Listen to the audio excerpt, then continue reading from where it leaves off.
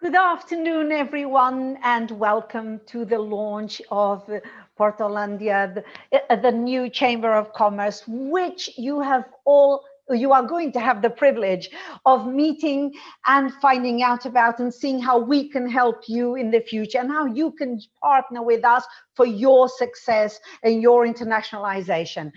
One of the great things about launching something new is the promise of what it will bring. And today we start by sharing knowledge with you and sharing potential possibilities and helping you to aspire to joining us and to be absolutely motivated to move forward. Let's forget about pandemics. Let's forget about the negative thing and let's look forward and put our eyes on the horizon and our eyes on the future and think how we can grow and succeed in partnership. This is a time for new leadership, new partnership, and new visions. If there ever was a time, this is it. Thank you very much for the honor of allowing me to conduct the work today. My name is Linda Pereira. I am also an entrepreneur, and it is my supreme pleasure as the CEO of my company to be able to partner with the new Chamber of Commerce right from the outset, because this too is a vision that I share. And I am so honored to tell you that this afternoon is going to be educational, inspiring, and also enjoyable. The speakers in themselves will be great information points for you. It'll be like a mini think tank for the horizon that I was talking about. So this afternoon, we're going to hear from a variety of people who have experience in business, who can tell you how you can work with us. We're going to hear from our president. We're going to hear from the vice president. We're going to give you testimonials, and we're going to give you case studies, and we're going to give you music and entertainment. So stay with us for 2 hours, and believe me, the best is yet to come. So I'm going to start the way we should always start, with the boss. Okay, so Marisa Bosbrom is a Portuguese lawyer with a vast and diverse background. She's both professionally and academically senior. Okay, she knows things like data protection, mediation, legal management, mentoring. Her experience is vast, but she's also a major activist in women's issues, and this is very important for me. She founded the think tank Brave Women Alliances, where we met, and this is a proof of how networks are truly important. Besides being a lawyer in Portugal, Marisa worked on maritime law, construction, logistics, all across the European Union. And now, because she has very little to do and lots of time, she decided to also assume this presidency of the Portuguese Chamber of Commerce in the Netherlands, PortHollandia. Marisa, I'm going to pass you the floor. Please address us and share with us this passion that you have. Hi, Linda. Thank you so much for your kind words. Before I even start really talking, we have a surprise, a small little surprise that we prepare for you. And I think if Ruth is ready, we can show you a small video that Albert Struik, I hope that I said it correctly, prepared for us. International trade and international contacts are increasingly important in today's world. More and more entrepreneurs from Portugal want to sell their products abroad or set up something abroad. And increasingly there are foreign entrepreneurs wanting to do business in Portugal. Several entities play an important role in promoting trade relations between Portugal and various countries in the world. The network of Portuguese Chambers of Commerce is present in more than 60 countries promoting the Portuguese interest, but not yet in the Netherlands. Though the Netherlands is an important trading partner for Portuguese entrepreneurs. The Netherlands is an important investor in Portugal. A Dutch-Portuguese Chamber of Commerce is therefore of great importance.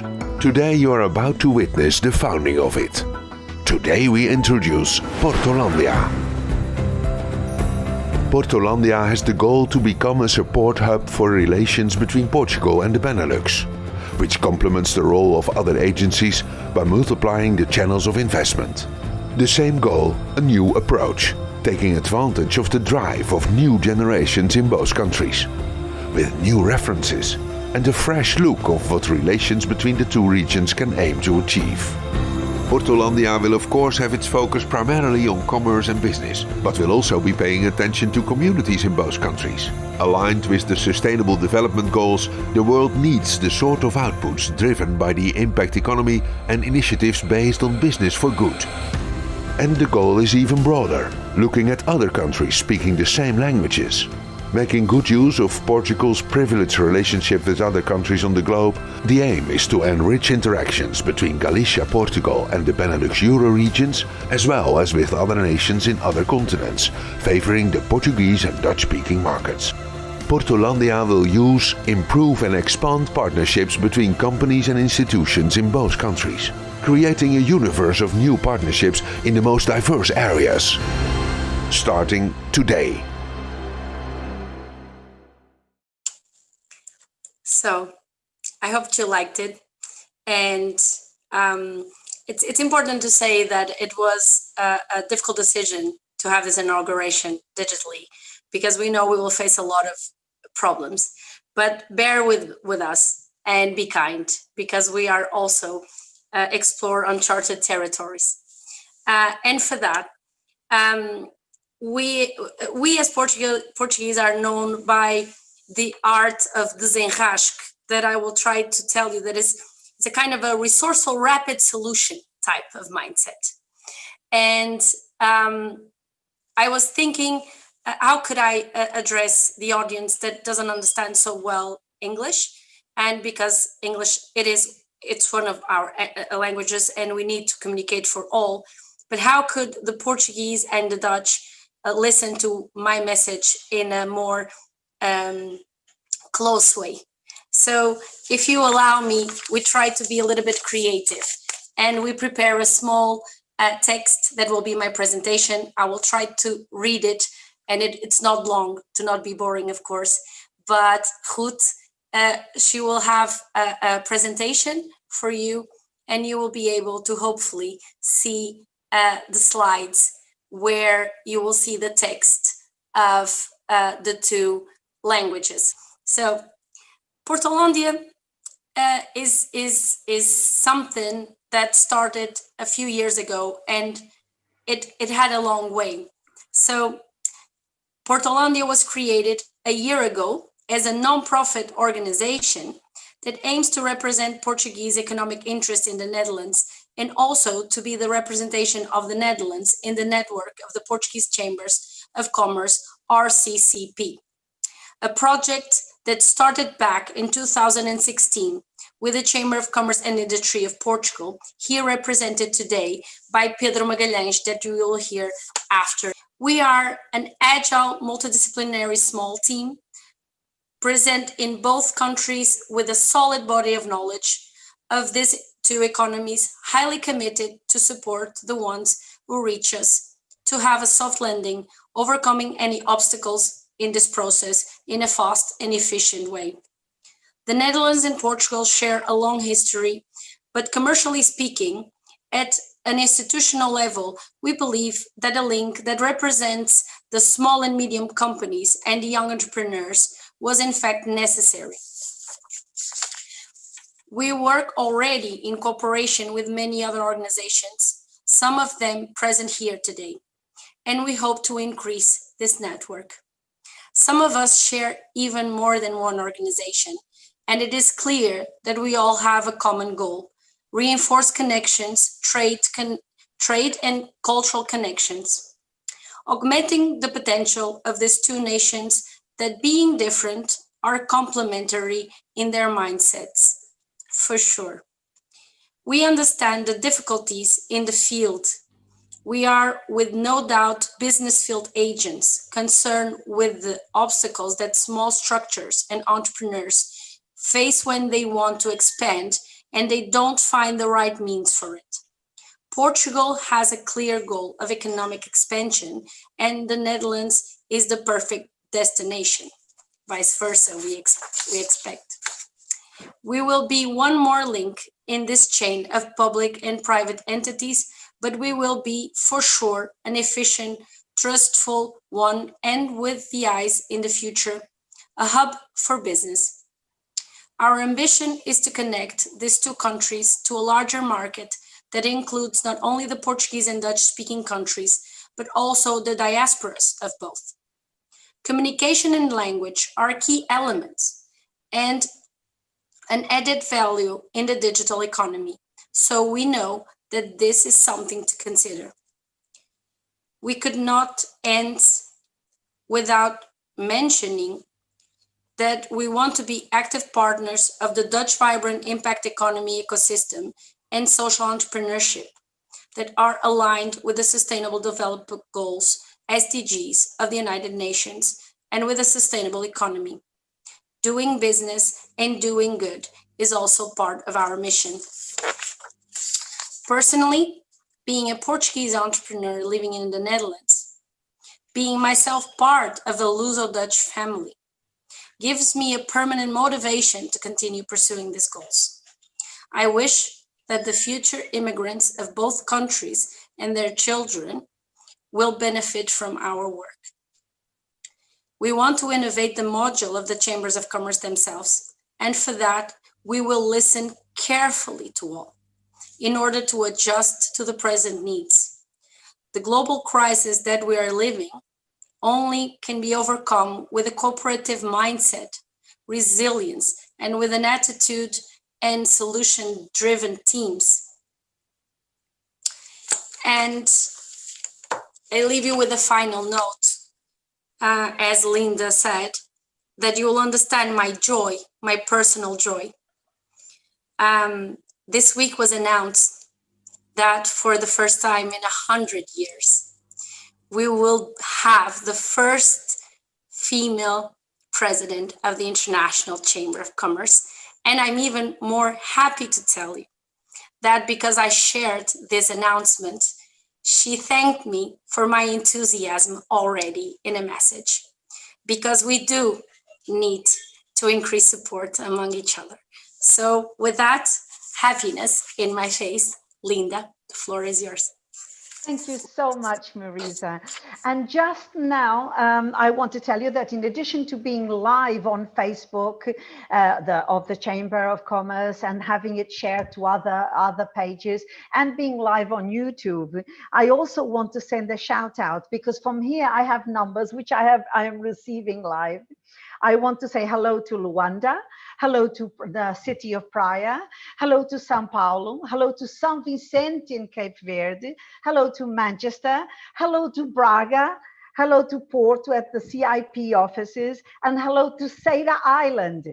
And in total, in these watch parties, we are hosting at the moment 1,115 people in total so far at this moment, not counting YouTube and Facebook. So thank you all for being with us, and I hope you are happy to be here today. And keep talking to me and keep sending me my messages. I'm really enjoying being in touch with you via my mobile phone, which is so powerful.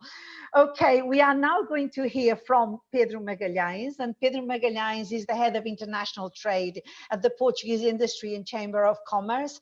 He's an experienced head of international trade with an academic background in business management from Staffordshire University. Our enemy, my university is the enemy of your university, but I'll forgive you, Pedro. Okay. He is very skilled in international business, in sales, in PR, in negotiation, in business planning and development, and he's highly experienced in dealing with export companies, both in Portugal and overseas. We are so honored that you're here with us. The floor is yours, Pedro. Thank you for joining us. Oh, thank you so much, Linda, and welcome all.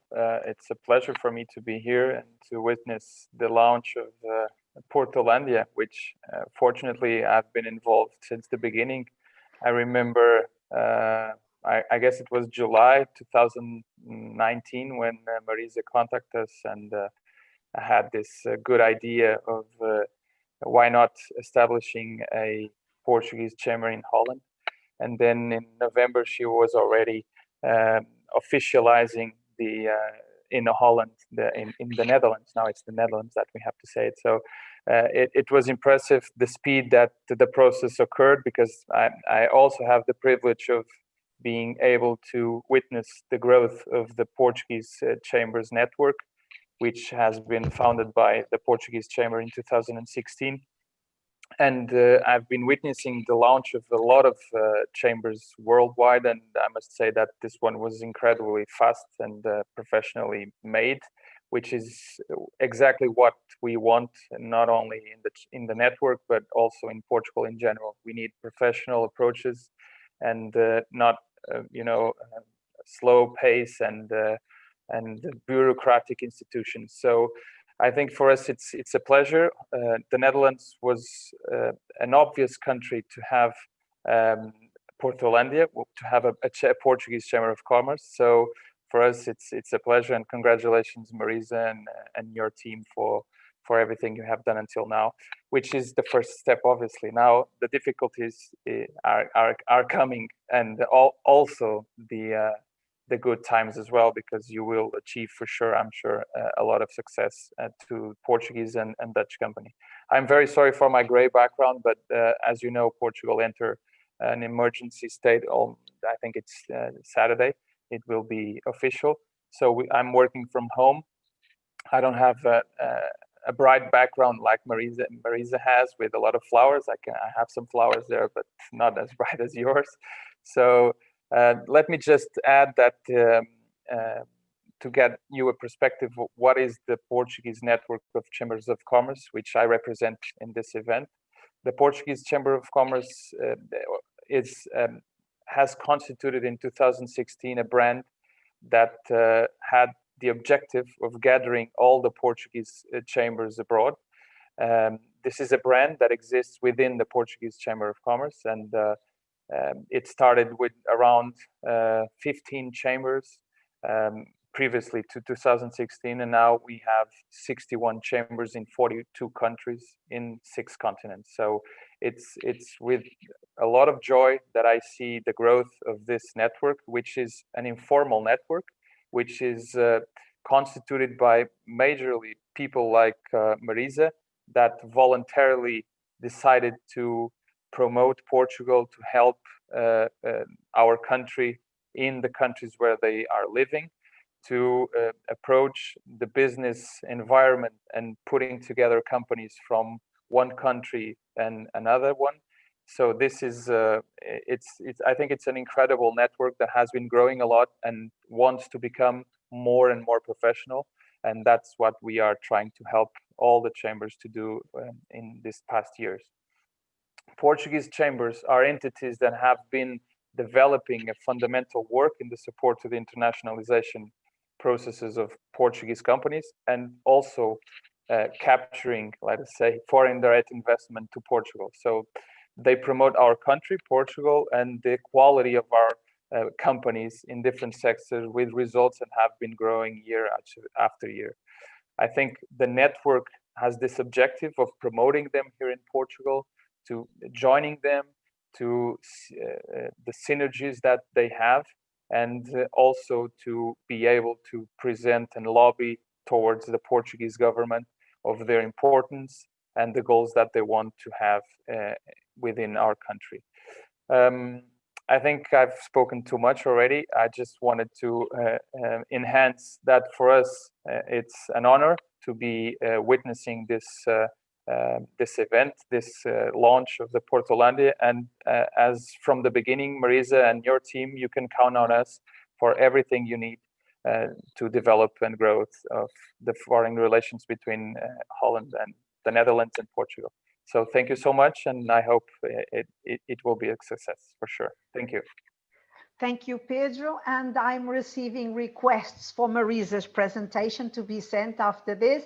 And also, Pedro, I have requests for your contacts that I want to share with some business people. So make sure I have everything, because they want to be able to know how to reach you. Okay? For sure, I will let you know my email. Thank you so much. Thank you. Thank you very much, Pedro, for your positive presentation. Our next speaker, and it's time for another lady, is Diana Eggleston. And Diana is a business advisor on impact economy and NGOs at The Hague, business agency. So she's passionate about how business can contribute to the global good, and we need more people like that, Diana. Thank you so much. She believes that the way forward for social environmental impact is through entrepreneurship, and the fastest, most effective and sustainable way to address the global challenges through entrepreneurship. She's highly effective strategic connector. She believes in networking like me. It's my passion. And she believes that leveraging extensive networks of blue chip experts to deliver excellent results for clients is the way to go. So thank you so much, Diana, for being with us today, and the floor is yours. Thank you, Linda. Thank you, Marisa, for inviting me. I'm really delighted to be here. And even though I know we all wish this was an in-person event, I'm really so amazed how many people have joined us from all around the world, and that you even have viewing parties in Manchester. I could now talk about why the Netherlands is great because of Brexit, but we'll leave that for another day. But also from Angola, Cape Verde, a university group is there. So, you know, this is super exciting. And also you talked about that we will learn a lot, Linda. I've learned a lot from you beforehand, so I'm even more excited to be here. Hi, everyone. I am Diana Eggleston from the Hague Business Agency. We are a publicly funded non-profit organization, and we are one of 13 regional agencies within the Netherlands. So it's called the Invest in Holland Network, and we work closely together to provide the best services to clients from abroad, businesses that want to establish themselves in the Netherlands. Now, before I continue, let me share one of my favorite quotes, which is from Goethe. There's two things children should get from their parents: roots and wings. Now, it's our role to help businesses with wings to set up their roots in the Netherlands and also to help them flourish. Now, I would love to know from all these 1,000+ people, guests from abroad, how many are already engaged with Dutch businesses or Dutch-speaking companies, and also vice versa from our Dutch audience. You know, it would be so good to hear how many are already engaged with the Portuguese-speaking world. So perhaps we get an insight into that a little bit later. Now, let me tell you a little bit about the Netherlands. It has created a business climate which is designed to help companies flourish. It's an open, collaborative business culture with a highly skilled and multilingual workforce. This year it was ranked number 5 in the Global Innovation Index, and it's not for nothing, because indeed it is a breeding ground for R&D, with many science and innovation parks dotted around the country. And education is also taking a leading position. For example, AI, artificial intelligence programs are now available at all universities in the Netherlands. Furthermore, it is the optimal gateway to Europe. It has a great infrastructure, which makes it easy to connect with customers and partners across the continent. Now, in The Hague itself, people have been working for many decades on creating a better, safer, and more just world, in line with the UN Sustainable Development Goals. The seat of Dutch government, The Hague, has been long renowned as the international city of peace and justice. And we already have over 400 international organizations, NGOs, and knowledge institutions that are based here. And building on the integrity of this unique DNA, we have become a hub for sustainable development. And our Impact City program creates a very dynamic ecosystem for purpose-driven organizations to thrive. That is why we're attracting innovative entrepreneurs from all around the world who believe in our motto, doing good and doing business. And now from our Dutch roots, we are spreading our own wings. Let me give you some examples. The Hague has been recognized by the European Commission as a center of best practice in the impact economy. We're increasingly invited to participate in international consortia to drive impact entrepreneurship. Together with Get in the Ring, Impact City has developed the first European impact competition for entrepreneurs. We kicked this off last week at our annual flagship event, Impact Fest, and there will be 5 more events throughout Europe, in Copenhagen, Oslo, Berlin, Geneva, and Lisbon. Which brings me to another connection we have with Lisbon. For the past 2 years, we've been taking delegations of entrepreneurs from the Netherlands to the Web Summit in Lisbon, and this was supported also by the Netherlands Embassy there. The event tonight is another wonderful step to strengthen these relationships. Now, when Marisa shared her ambitions for PortHollandia, I was really excited because we both realized very quickly that we share this ambition and this objective to use the impact economy to drive business relationships, not just between us and between the 2 nations, but as it was already mentioned earlier, also to other continents where Dutch and Portuguese is spoken.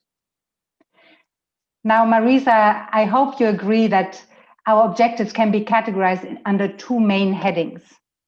Firstly, creating and leveraging trust-based networks. And secondly, building back better by fostering a new economy. Networks first. The Sustainable Development Goals clearly drive us towards the creation of a new mindset, one that focuses on the survivability and quality of life for future generations. Secondly, looking beyond local interests, we need to work together in inclusive networks to achieve humanity's goals. And thirdly, we believe that leveraging personal relationships is key to success, relationships that are based on trust. And when we think about building back better, this must be driven by the impact economy ethos. We believe that it is imperative that economic success and social impact go hand in hand. We also think that GDP growth is an outdated measure of a society's success now that we begin to understand the true cost of what we consume. And lastly, purpose-driven innovation can enable a sustainable world. We can leverage technology to help create and share wealth. Another fundamental thing I share with Marisa is that, like her, I'm a foreigner who has decided to make the Netherlands her home, and we both promote the Netherlands with a passion. After working, living, and studying in 11 countries, I was inspired to put down my own roots in the Netherlands, and that's already 10 years ago. Now, it only remains for me to congratulate PortHollandia and wish you every success. I look forward to long years of fruitful collaboration and to seeing the impact of our joint efforts. Thank you so much, and I'll hand back over to Linda.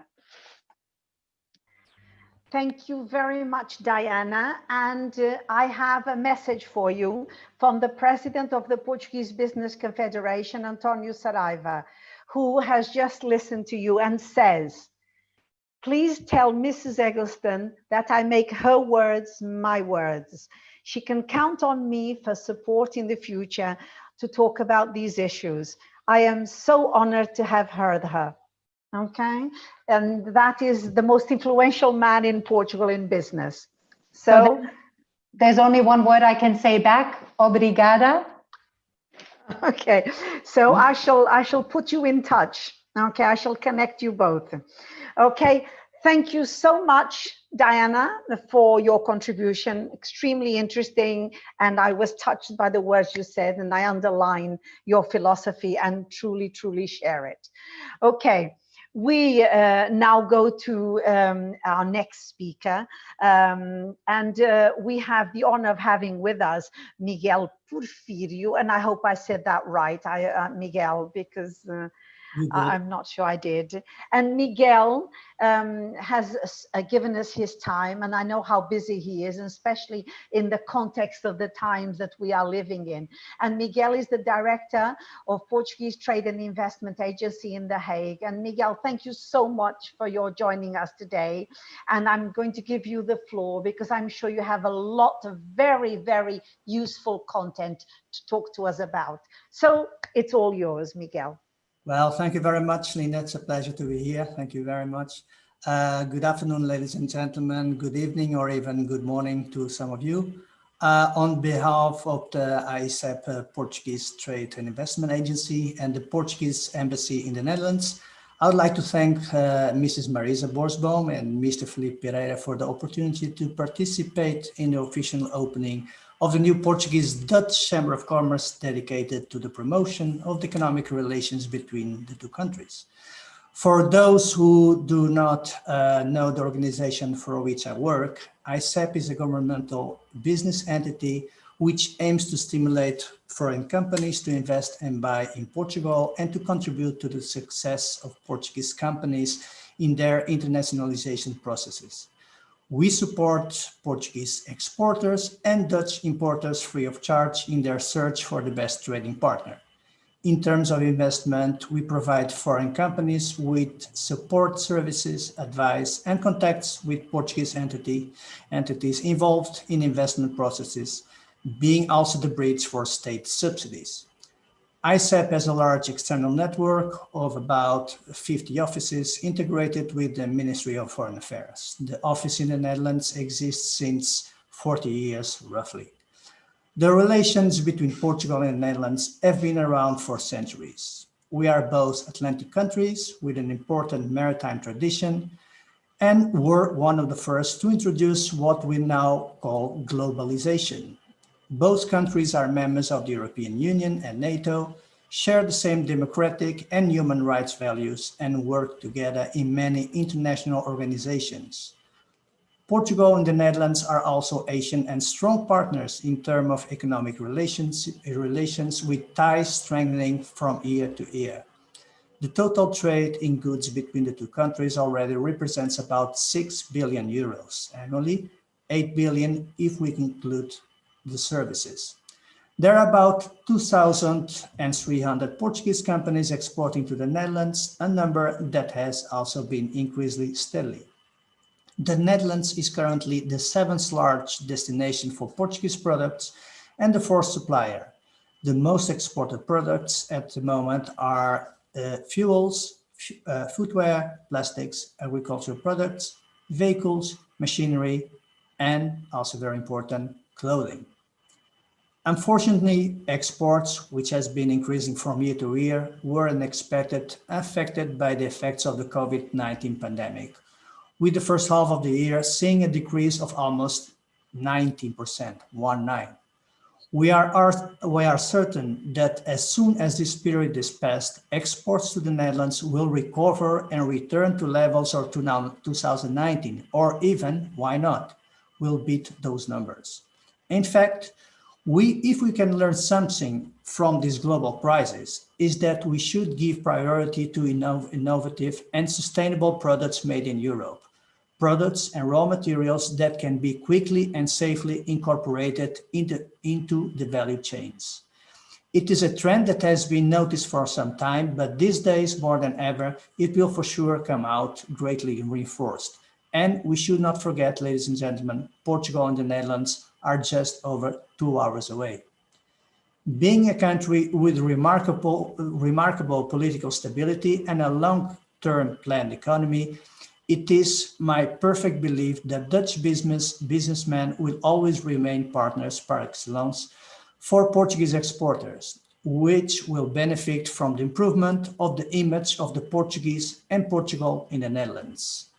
Although some stigmatized ideas still exist, in general, I find that the image is indeed more positive, both at level of civil society and business. A few years ago, it would have been unthinkable for a well-known and trending Dutch clothing brand to make Made in Portugal its unique selling point in the local media. On the other hand, I'm very proud that the first thing a Dutchman says when he returns from Portugal is that the Portuguese are friendly and pleasant. For many years, ISEP Trade and Investment Agency and the Portuguese Embassy in the Netherlands keep relations of great cordiality with other entities committed to promote bilateral relations between Portugal and the Netherlands, such as the Embassy of the Netherlands and the Portugal-Netherlands Chamber of Commerce in Lisbon and the Netherlands Enterprise Agency. This keeping all the time the utmost respect for the role that each one plays, collaborating whenever possible and justified, always. ICEP welcomes PortHollandia to this universe of entities and hope that the goals it proposes to accomplish are achieved, contributing to the strengthening of the relations between the two countries. I would like to end with a sentence. In Portugal's international trade will always be uncertainties and certainties. One of these last, the Netherlands, will always be one of Portugal's largest partners. Thank you very much. Thank you very much, Miguel, for your words, for your wishes, and for your contribution. We are honored by your presence. And this is a present for Marisa and for Philippe, because although I have no idea, I have just received another message, and that's from a gentleman called Tony Ravello in Newark, in New York, saying that there are 49 people in the auditorium watching this event, and that almost all of them have said with hands raised that they are interested in the Dutch market, and you'll be hearing from them, Marisa and Philippe. And Tony Rebelo is the head of the official association of Portuguese entrepreneurs in the USA, in Newark, the Newark office.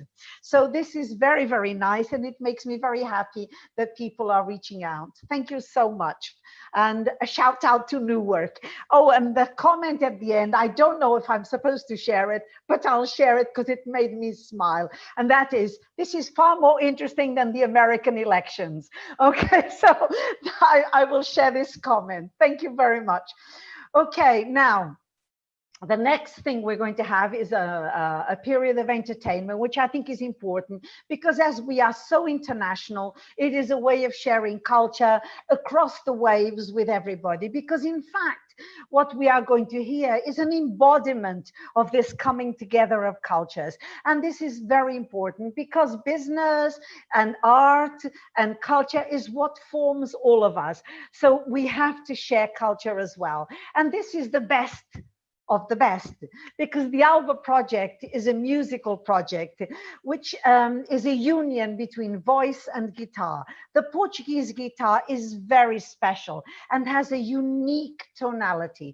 And so together with voices, it creates moments of rare beauty. And I would actually challenge any of you who will not melt when you hear what we are going to show you now. So you are about to experience something very different, but very beautiful. Enjoy and see you again soon. Hello, everybody. Good afternoon. We are Projeto Alba, and we are very happy to be here in your meeting of PortHollandia, the Netherlands-Portugal Chamber of Commerce.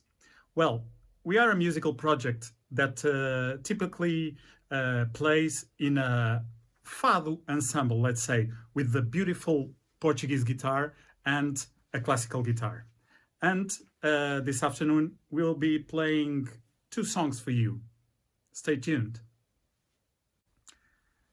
This next song, we were inspired by this old connection that exists between the Benelux area and Portugal in terms of commerce.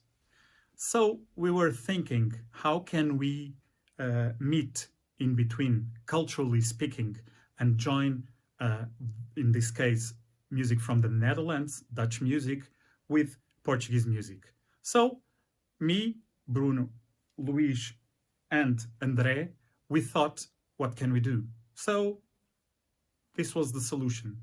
I think that all our Dutch friends will know how to sing this song, and I hope that at your places you can sing along. Thank you very much. Thank you well.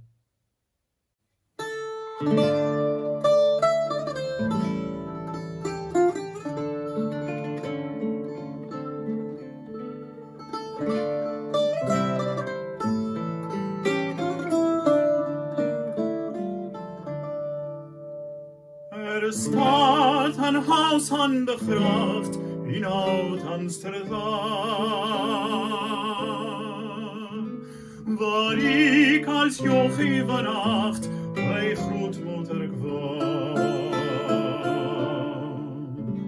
Nu ziet een vreemde manier in kamertje voor, en ook die eerlijke zorg daar werd tot kantoor. Alleen dromen, dromen, hoog boven verkeer, en over het water gaat er aan bootje net als verleer. Aan die Amsterdamse grachten heb ik heel mijn hart voor altijd verpand. Amsterdam vult mijn gedachten als de mooiste stad in ons land. Al die Amsterdamse mensen, al die liedjes avonds laat op het plein. Niemand kan zich beter wensen dan een Amsterdammer te zijn.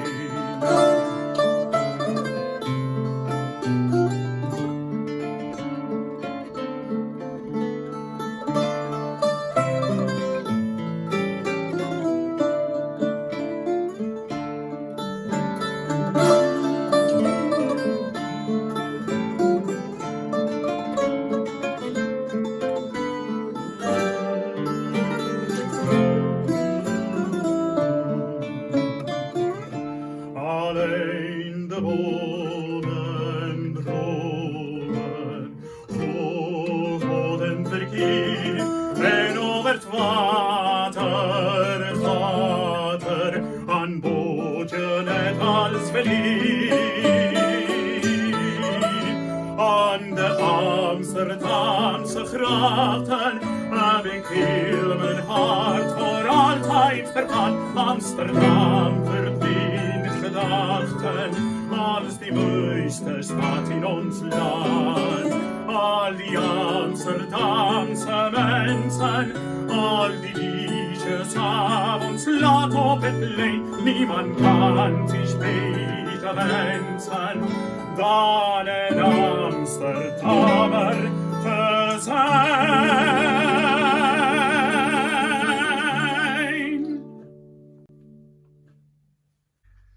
The song that we will play next, it's a romantic song, very famous in Portugal.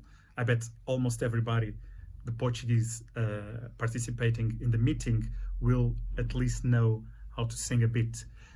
It's a song about eyes, eyes of a woman, eyes of women in general, and about the color of the eyes. And the singer is going to say that he prefers a certain color, in this case, brown eyes, very typical in Portugal, as you know. But meanwhile, he's going to talk about other colors of eyes, and he will explain why he doesn't like those colors, and he prefers brown eyes. So for you, olhos castanhos.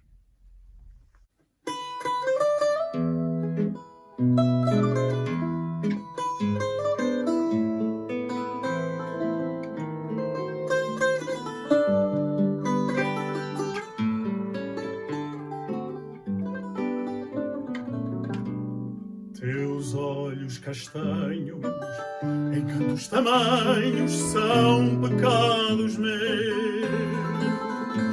São estrelas fulgentes, brilhantes, luzentes, caídas dos céus. Teus olhos risonhos são mundos, são sonhos, são a minha cruz. Teus olhos castanhos, em cantos tamanhos, são raios de luz. Olhos azuis são ciúme e nada valem para mim. Olhos negros são queixume de uma tristeza sem fim. Olhos verdes são traição, são cruéis como punhais, olhos bons com coração os teus, castanhos leais.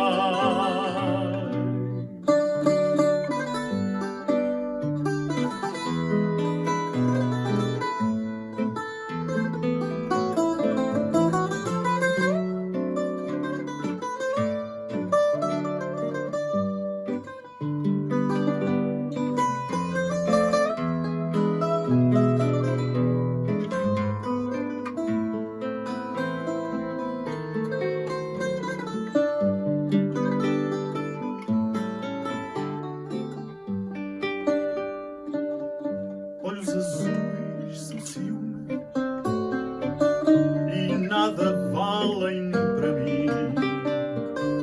Olhos negros são queixume de uma tristeza sem fim. Olhos verdes são traição, são cruéis como punhais, olhos bons com coração os teus, castanhos leais.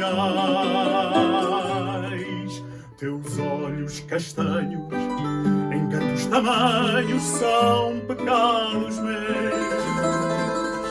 São estrelas fulgentes, brilhantes, luzentes, caídas dos céus.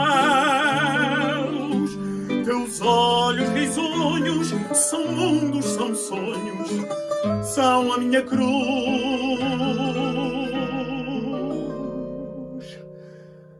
Teus olhos castanhos, em cantos tamanhos,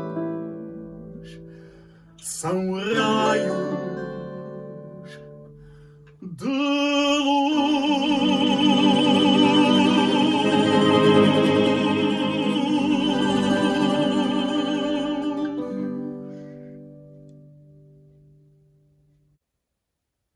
Thank you again for having us, for inviting us.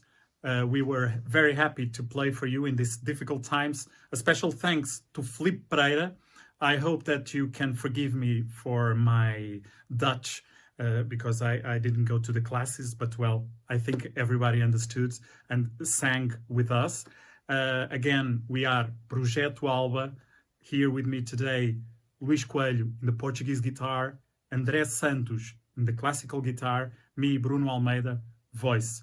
Thank you again. Hope to see you in the Netherlands, who knows, or here in Portugal. All the best for your organization, for PortHollandia. Thank you. Obrigado. Dank u wel. Or maybe even at a live event next year. You never know. We'll talk about it in a few moments. Let's wait till the end and see what surprises await us. Thank you very much. And I hope you enjoyed that, all of you, my guests and the viewers. And that is really, really, really amazing. I want to tell you that our audience has grown, and I'm so happy. And at the end of this session, I will tell you how many people we had at the peak time. Okay, so I hope you stayed with us because that was really worth experiencing. Obviously, when you talk about business and when you launch an idea and a project, it is always important to have voices of those who have experienced something similar to that, or have taken part, or have been involved, or have already tried the experience, because there is nothing like those who have lived the experience to transmit the emotion and the belief in that experience. So we are very proud and honored to have with us today José Carlos Costa, who actually is bringing a testimonial of having participated in a trade mission to the Netherlands. And he participated in representation of a project called Alentejo Natural Products. And José Costa has a background in economics and management. And for the last 15 years, he's been helping service services and industrial companies to explore and internationalize their businesses in different countries around the world. José has lived in Germany and in Poland, and he's currently the Foreign Operations Director at an enterprise called Great Team International Consulting. And we are very grateful to have you with us. So please share your experience with us, and welcome, José Costa. Thank you very much for your words. Thank you for the invitation. Hello, everyone. I'm here representing a project. It's called Alentejo Natural Products. I will also give somehow a framework about this project to make a link with our connection with the Chamber of Commerce. This in the beginning of this year. This program is mainly to support small and medium-sized companies from Alentejo. It's a southern region in Portugal, and this project is co-financed by the European Union. And in order to select and internationalize a group of products from this region. I mean, when I say products, it's specific type of products. It's mainly related with honey and beekeeping, and with mushrooms. Cactus pear is also a plant that is starting to be commercialized in this region. Medronho as well. It's the botanical name is Arbutus unedo. It's like from the strawberry tree, a kind of very well-known spirit, and also aromatic and medicinal plants. This is a project that involves several business associations and also several municipalities from this region as well, and also the regional tourism agencies to represent and sell the territory as a whole. This project is mainly to focus in 4 countries: the Netherlands, Germany, France, and Spain. We had already visited the Netherlands, and then the link that I will explain very soon. And within this project, we have different activities. I will just say briefly the main ones. We were responsible to make a digital catalog that is available at alentejonaturalproducts.pt, and every company can still, from this region, of course, can still participate, and also the Dutch companies that might be interested in these products. We also made some roadshow and mainly 2 international business trips, one to the Netherlands and the other to Germany, to international fair. It's called Biofach, it's in Nuremberg. And the link with the Chamber of Commerce, it was mainly to organize a business meeting in The Hague. We had participation of several entrepreneurs, and the Chamber of Commerce helped in contacting these companies and to explain what was the project. And it was like a really helpful time that we had with the Chamber. And also the main reason for this meeting, besides presenting the project, it was also to invite these companies to a business trip to Portugal that was supposed to be held this year, but we hope that it will be in the middle of next year, and which means that it's still open for call. The other thing that it was very important and helpful, it was a business meeting that was booked by the Chamber. It was with one of the biggest chains of organic products supermarket, and we had a meeting with one of the directors, and I think it was also important to understand in loco how it works, the supply chain, and how it works in business in practical terms. And this was our experience. I think it was very important and very careful from day one. I've worked already with several chambers of commerce and foreign investment agencies from all over the world. And I think this is here a very good example of professionalism and care and very, very useful. Therefore, I fully recommend this Chamber of Commerce, and I frankly wish all the best for this new venture. And that's all. If therefore there is any question about this project that we are involved, I'm happy to say something. Thank you very much. Thank you, José, for your testimonial. Thank you very much, and I'm glad that it went well, and maybe you'll repeat in the future again. We're all here for you. Just to update, and especially Diana started this conversation, so it's mostly directed at Diana, but I want to tell you that we now have 1,387 people viewing from the numbers I have. And from the quick calculations, because believe me, I'm doing it all on my mobile phone, it's while you are all speaking. So from what I can see from the numbers that I have, 14% said yes, they have at some time or other done business with the Netherlands, 14%. 53% are saying that they're interested in the market and want to know if PortHollandia will be organizing trade missions in the future, which of course the answer is yes, we'll talk about it.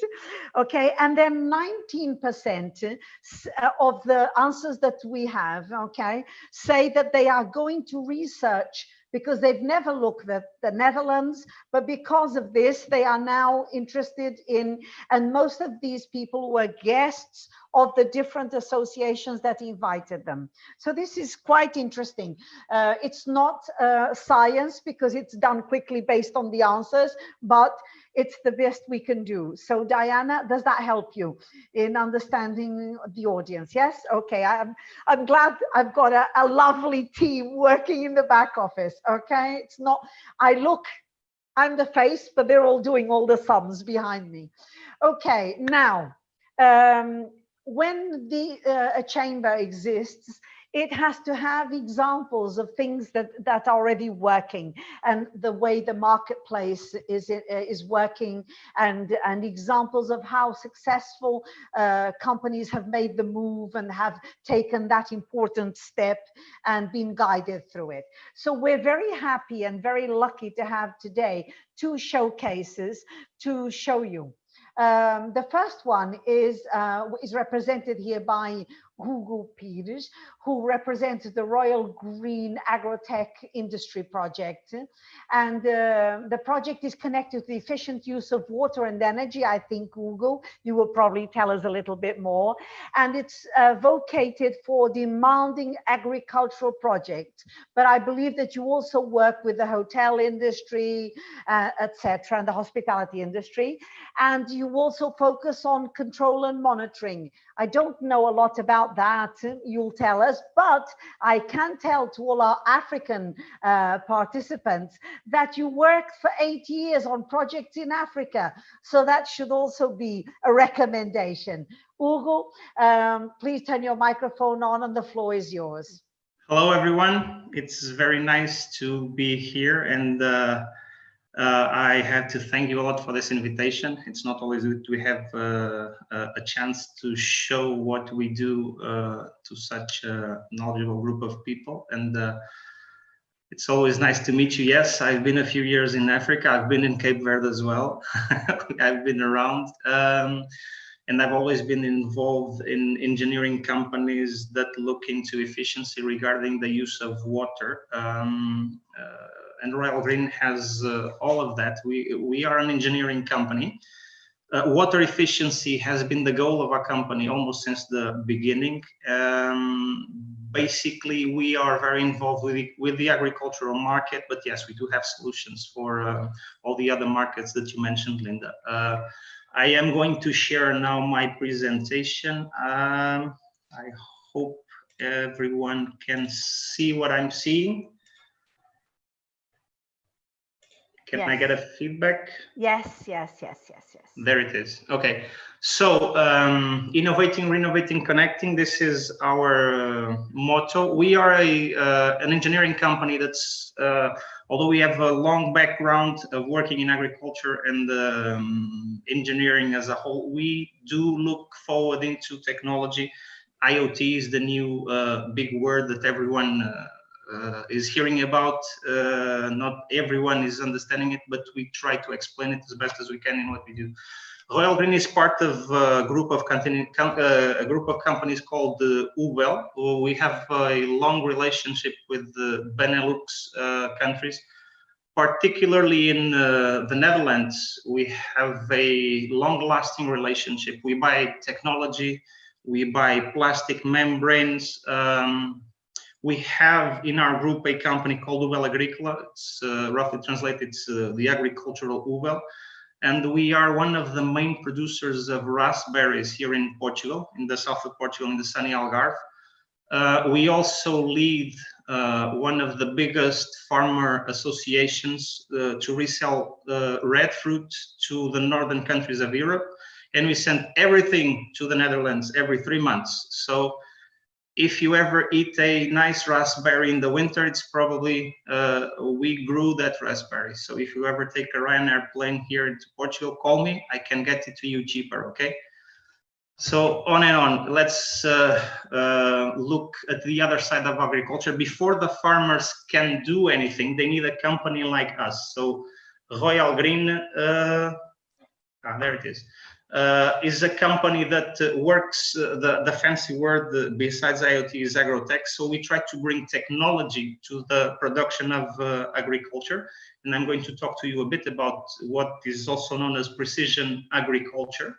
Royal Green is a company, the main word is engineering, but we have all sorts of engineering. We have electrical engineering, we have mechanical engineering, we have IT engineering, I am a civil engineer myself, so we bring all these experiences and engineerings together so that we can try to find solutions. We're not just a company that is trying to install a greenhouse or a pump station. We try to bring the technology to the farmers as best as we can.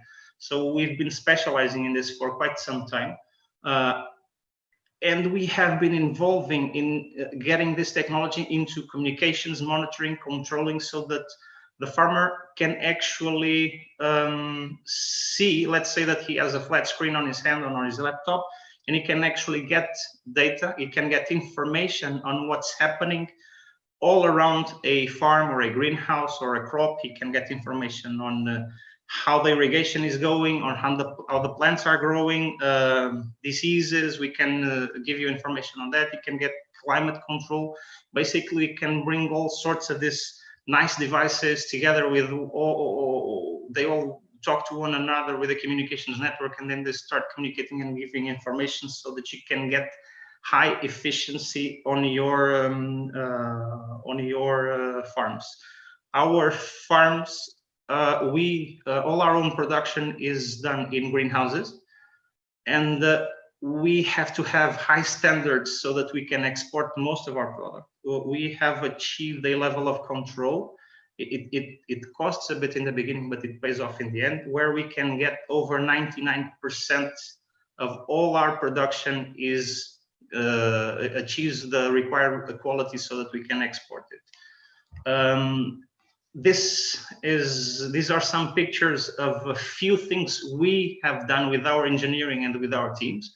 So the picture on top is probably the most impressive. This is a fertigation station.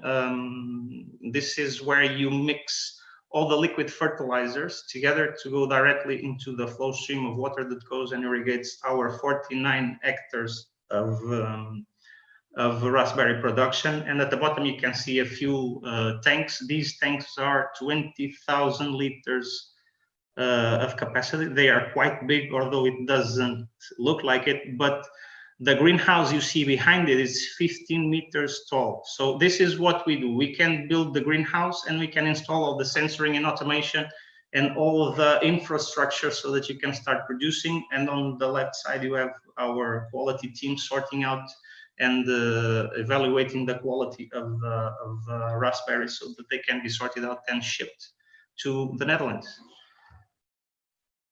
To help on all of this, we have a sister company that has developed a software platform that this is entirely managed by them, where you can get together all the information that you have. I mean, you can have information as long as there's some kind of equipment to record or to sense any information that you can collect. They can install it on their platform. It's web-based, and they also prepared some field apps that you can interact with the platform, so that you can go on site, you can go to your farm, and you can see exactly what's going on, how many water is going through the pipes, how many raspberries are being collected at each row of each greenhouse. As long as you have enough equipment to measure, you can build all the information to help you and to assist you in managing and controlling your farms. We also have specialized in long-range, low-power communications, because farms are usually quite big, and the cost of cabling everything, it's quite big. I mean, you would have to put a lot of money into cables so that you can get all the equipment to communicate together. So we started working with radio transmissions, and now we are probably one of the 3 most experienced companies in Portugal involving in LoRa communications. LoRa communications, it's roughly translated, it's a low power radio transmission, so that you can get all these equipments that I've discussed, that I've talked to you, talking to one another, so that you can get all the information to a point that you can see it on your laptop. And then we have quite a few companies that we work with in the Netherlands. But I've selected this one so that I can give you a small, simple show. I mean, there's a lot you can do. On our own greenhouses, you can control humidity, moist, temperature, radiation, wind speed, wind direction, so that you can get all the greenhouse equipment to work together so that you can control the environment. But I will show you a simple case on soil moisture, and we have a good partnership with this company. It's a Dutch company called Sensoterra. They manufacture and sell through all Europe soil moisture probes, and they have 2 basic kinds of probes. One that can get you a single depth measurement at a point in the ground, or a longer one that can measure a continuous line of soil moisture. And this is very useful because usually the plants look for soil moisture. If you have enough, then you don't need to water as much and you save on water. That's the basic principle. This is an example of a few probes that we have installed. This is in a garden it's actually a municipal garden. I mean, it's a smaller one. A farm would be too big to put here on the presentation, so I've selected a few small examples. This is our software where you can see the equipment displayed. This is a dashboard that shows everything. And on the right-hand side, you can see actually the irrigation schedule. And if I zoom in closer, I can see one of the probes, and I get all the information that's being collected through these LoRaWAN networks. And I can get the instant information or the last update, or I can also, this is another site. This is actually a simple irrigation that we have done in our own premises. This is the headquarters of Google. Same dashboard, same amount of information on dashboard with the irrigation schedules.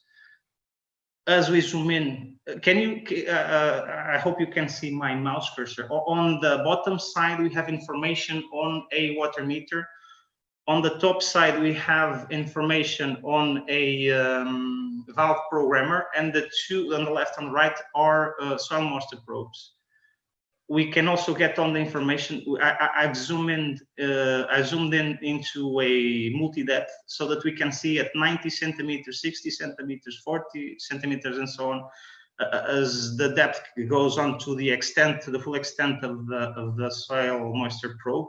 We can get all the information that we need so that we can manage the use of water that we are using, so that we can look for savings and that we can get more efficient.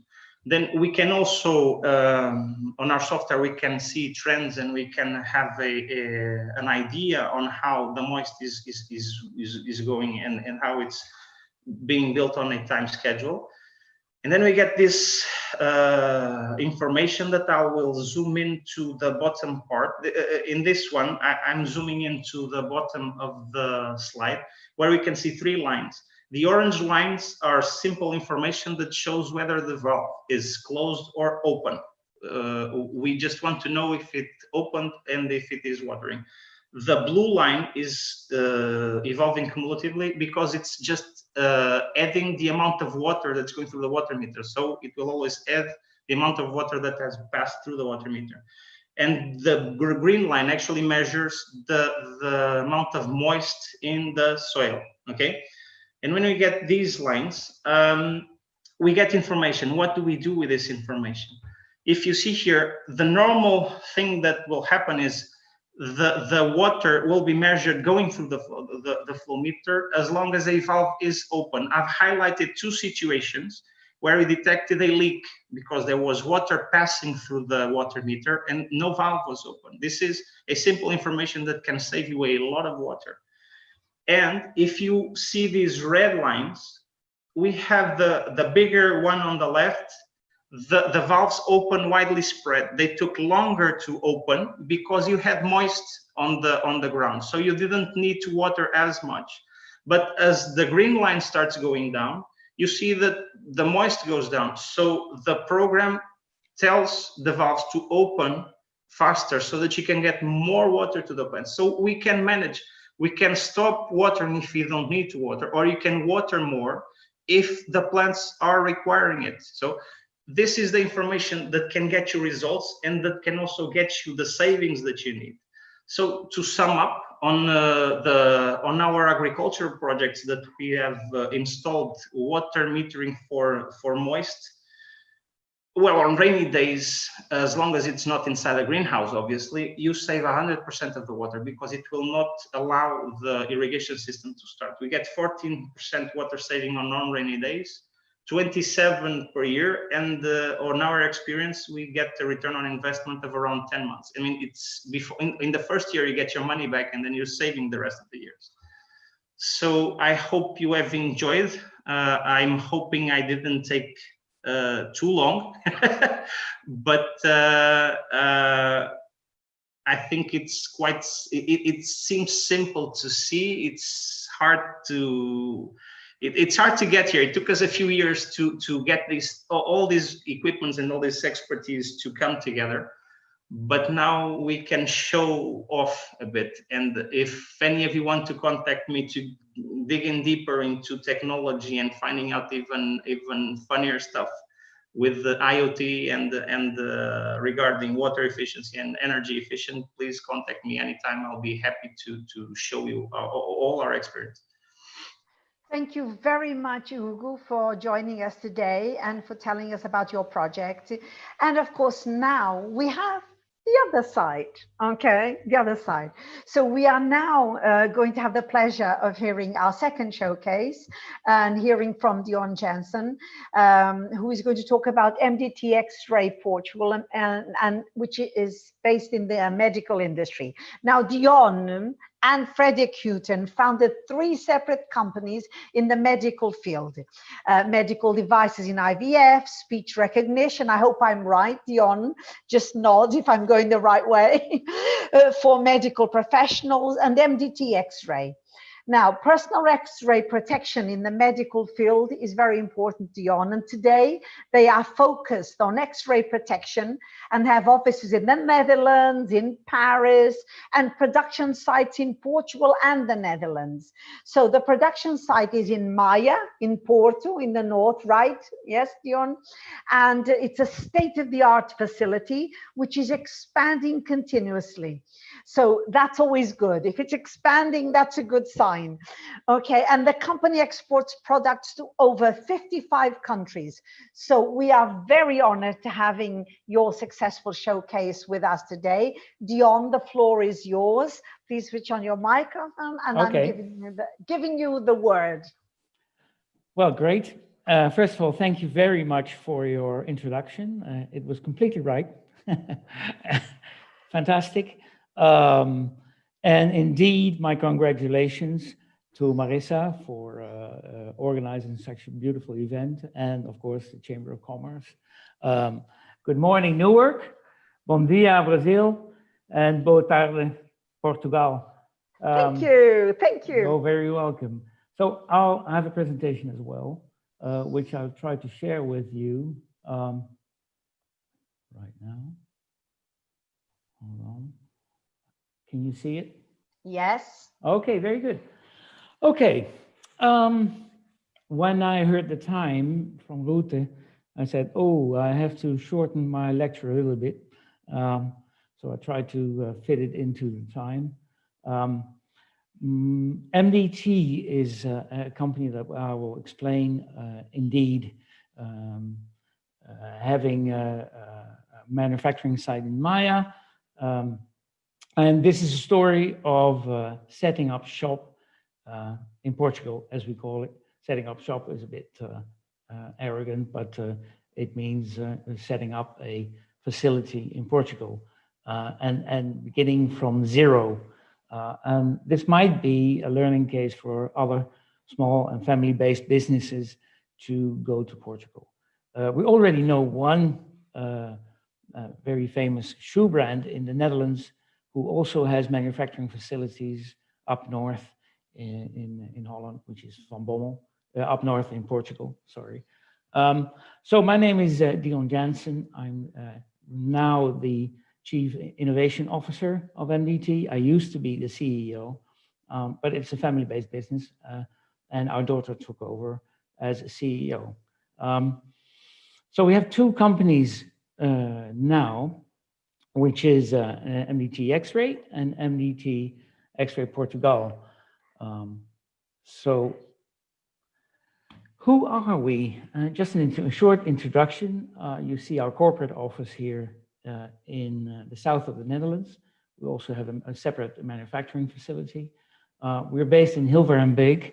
That's close to Tilburg or Eindhoven, where the neighbors from Philips.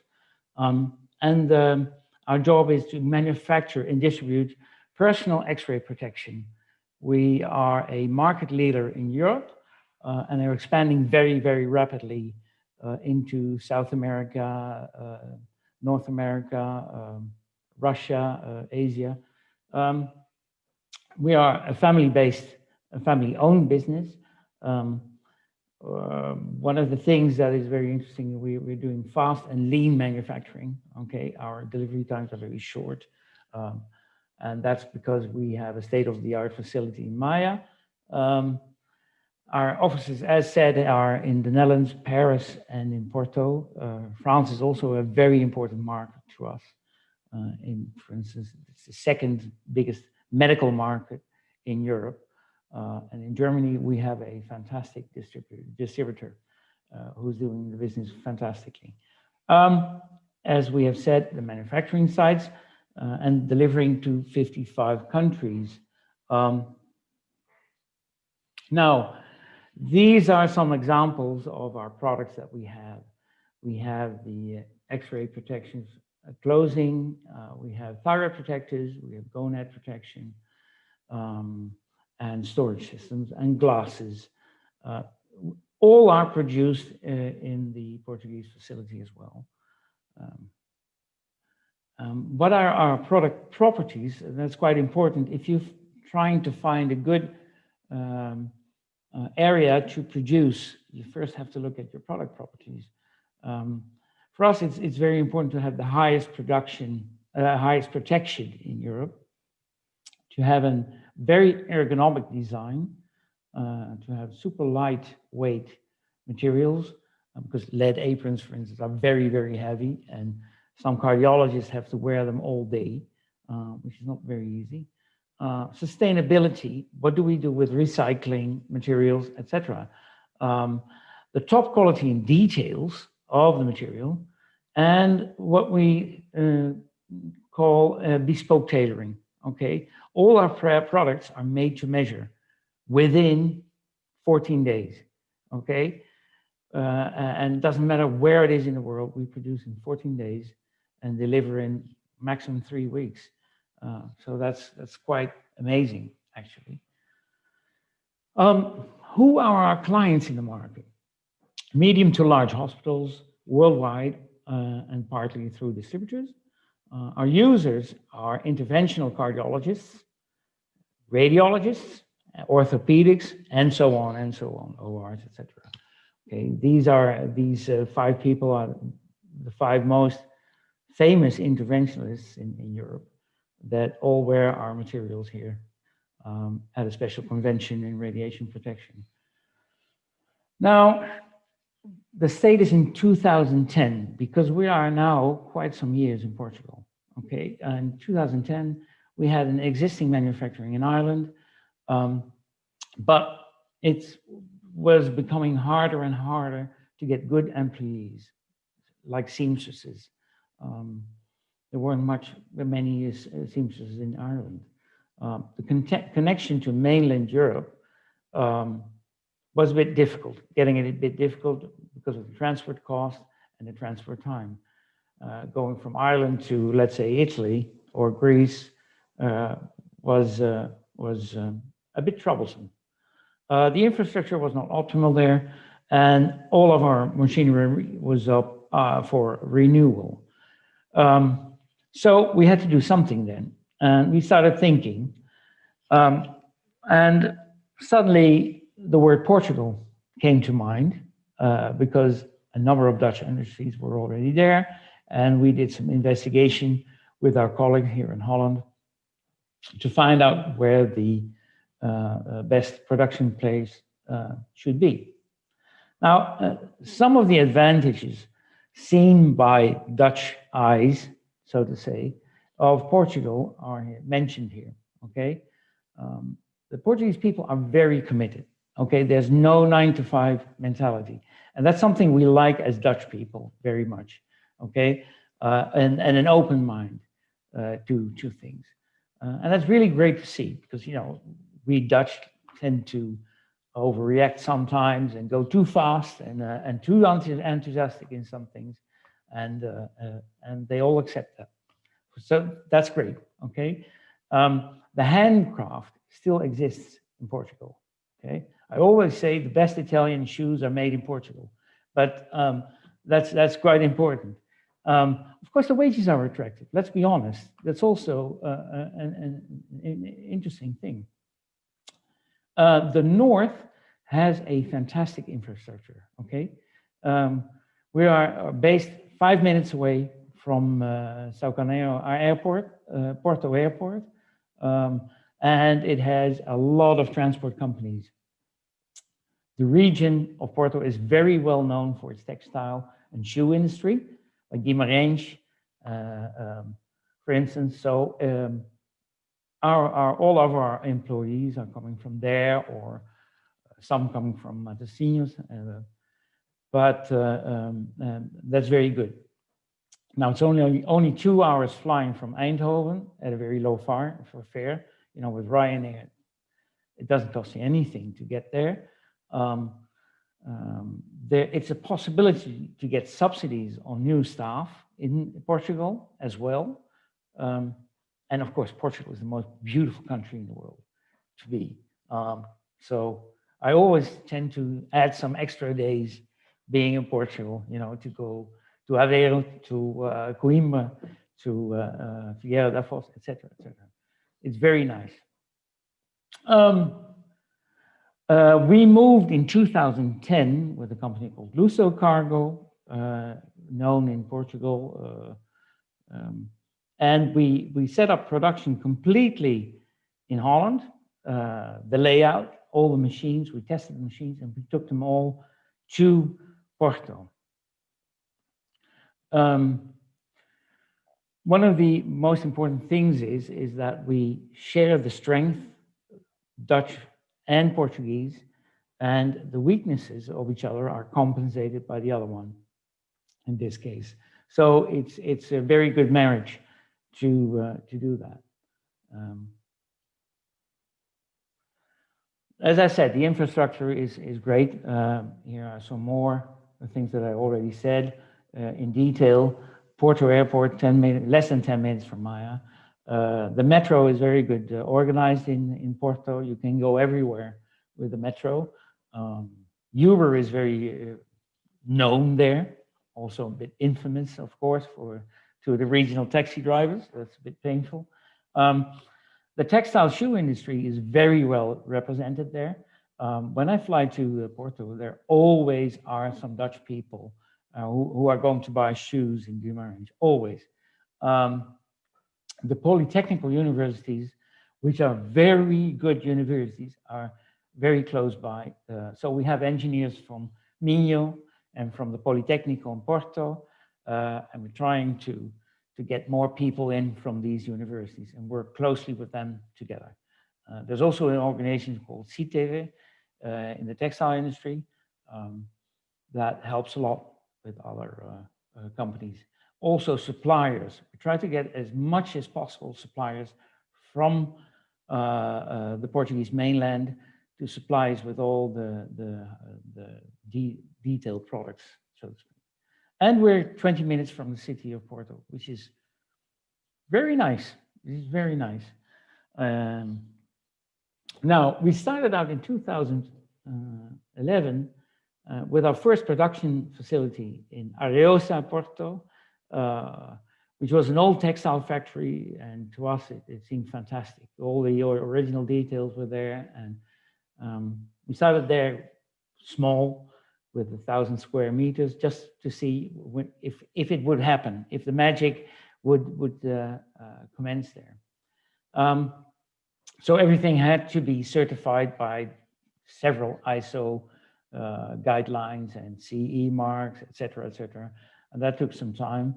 But you know, after a while, we were up and running completely. In 6 months' time, we were doing at least 50% of our capacity in Porto, which is very good. Okay, with a complete new Portuguese staff who has never had the pleasure to make our products before. So then later on, in 2018, we moved to Maya. We bought a very large building of 4,000 square meters, and we completely renovated that and put in a state-of-the-art production. Okay, partly automated, partly handmade, completely handmade. All the products are handmade with us. We're 100% running on solar power, which is, of course, the obvious thing to do in Portugal. We recycle all of our scrap parts there, and we have a separate research and development center in place. And we try to, work together on X-ray protection with the University of Coimbra, and there's a large medical faculty there in Coimbra as well, and so on, and in Lisbon. We try to be 100% sustainable, lean manufacturing side. Okay, there are orders coming in from Chile, from Brazil, from the US, from Russia. They're all on a large board, and the girls there and boys are very motivated to delivering on time. So we're extremely happy with that situation. And it's always a pleasure to be there. Things to keep in mind, that's a darker side that we all a bit know. There is some bureaucracy that is taking some more time than we are used to in the Netherlands. Okay, the industrial licenses take time. Building permits, you know, we're trying to build new premises, and we expand every month, so they can take more than 12 months. The power supply company, you know, when you install solar panel, you have to have a license for that, and it takes a lot of time. What we learned there, in a good way, is to keep your Portuguese lawyer and accountant close to you. That's fantastic. So that is how we learn about Marissa and her accountant, which is now our accountant. Sorry, Marissa. They must speak English, of course, and experience in dealing with City Hall and all other finanzas and governmental organizations is a must. And please have the staff completely Portuguese. It's a very nice thing. It's a very good thing. And we are very happy with that. Don't make the mistake to put Dutch managers in a Portuguese situation. It's working very well with us. Probably I make some Dutch people mad now, but sorry for that. But it's working very nice. We have a lot of communications with Amaya every week by Zoom nowadays. You know the situation. We are counting the days to get back to Porto again. But every week by Zoom, and every 6 weeks we have a visit to Porto to work together on this situation. So you might say it's a success story, and we're extremely happy with that, and we're planning on staying forever. So that was a bit my presentation. I hope it wasn't too long. No, I'm staying. Not at all, Dion. Not at all. Okay. Thank you so much.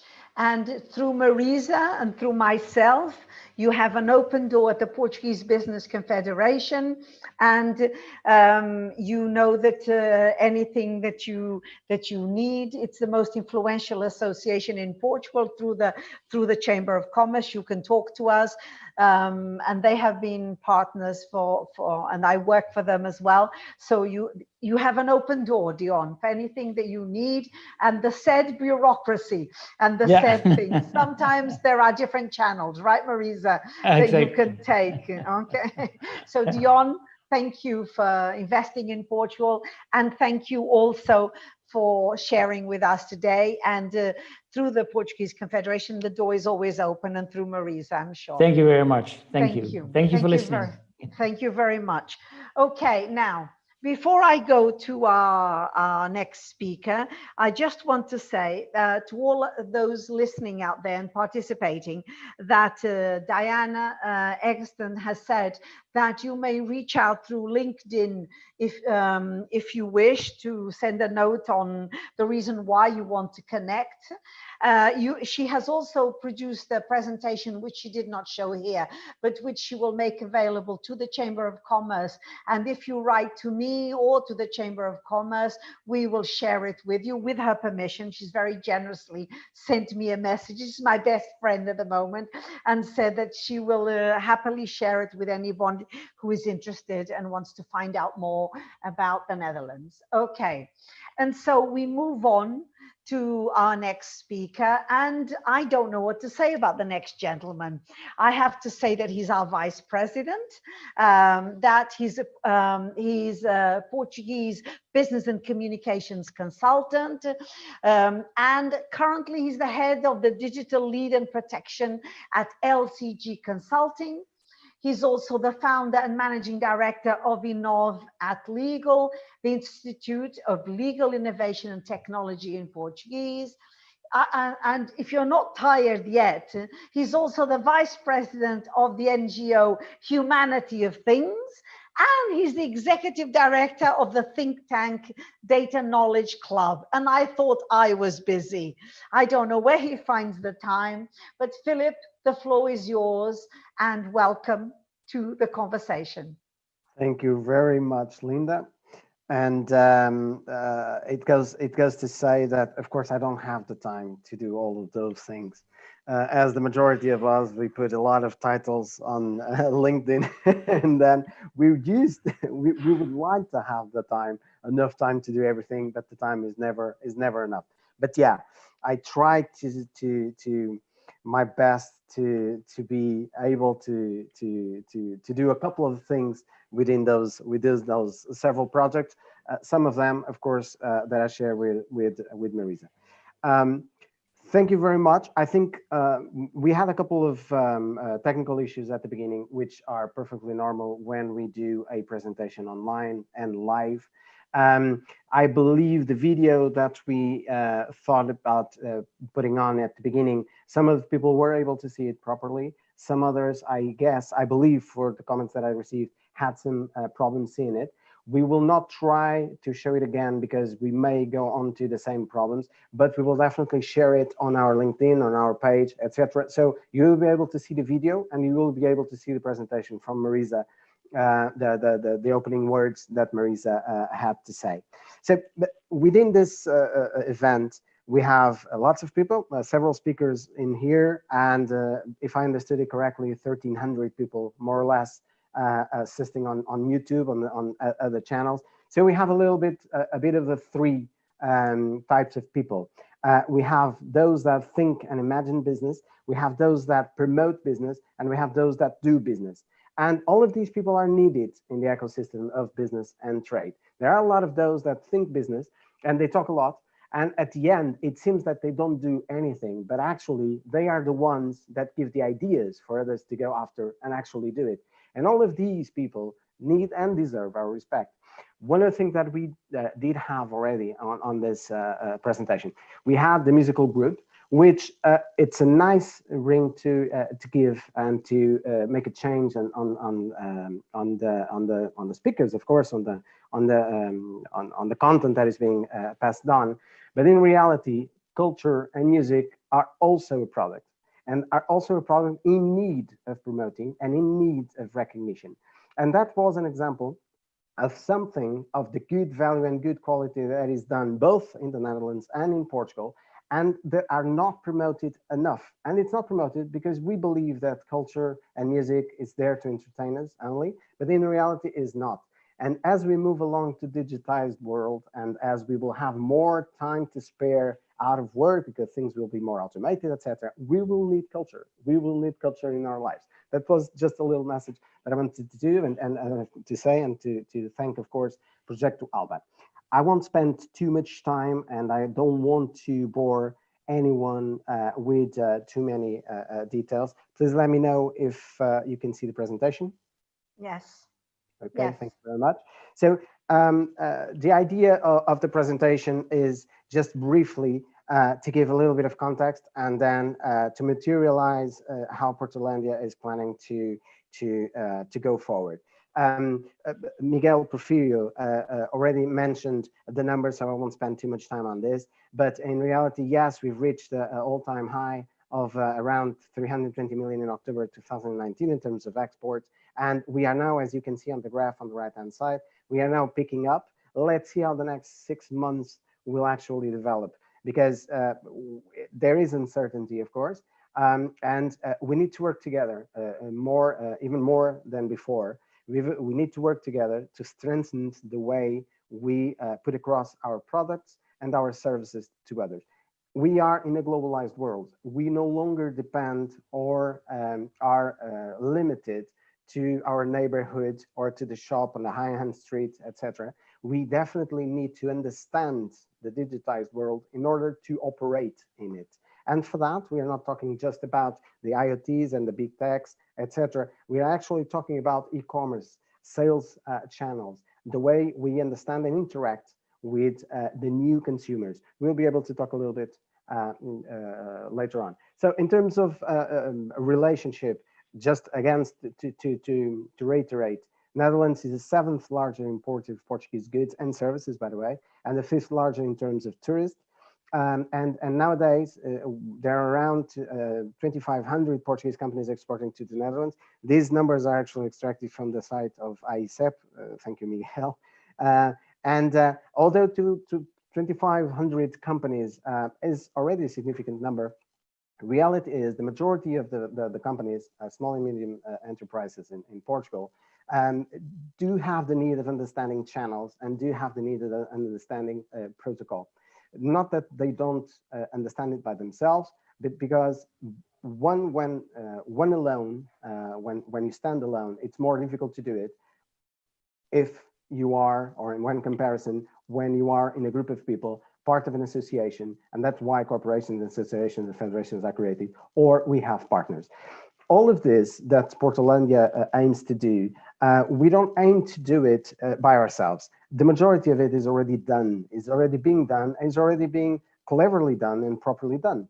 The only thing that PortHollandia wants to achieve is to be another link in this network and this ecosystem of entities, official institutes, public and private sector, working closely with ICEP and the embassy, working closely with the Dutch Chambers of Commerce in Portugal, working closely with the Hague Business Agency within the NFIA, and working closely with all the organizations, the quadruple helix that is important for the business network and ecosystem. Key sectors that we will be focusing on: clean energy, green hydrogen, and I can mention, of course, the recent agreement that was established by the two governments that will depend on also the operations of the port of Rotterdam and the port of Sines.